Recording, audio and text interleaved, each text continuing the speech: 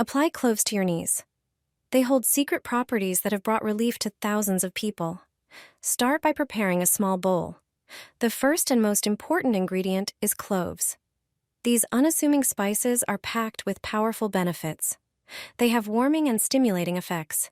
Add a handful of cloves to the bowl. Next, take some VapoRub, a blend of menthol, eucalyptus, and camphor. Add 1 tablespoon of the ointment to the bowl. Now it's time for olive oil. It helps the mixture spread more easily and stay on the skin longer. Olive oil also nourishes and softens the skin. Add 1 tablespoon of olive oil. Then add 3 tablespoons of distilled vinegar. The vinegar speeds up the process and helps the skin absorb all the ingredients better. Mix everything thoroughly until well combined.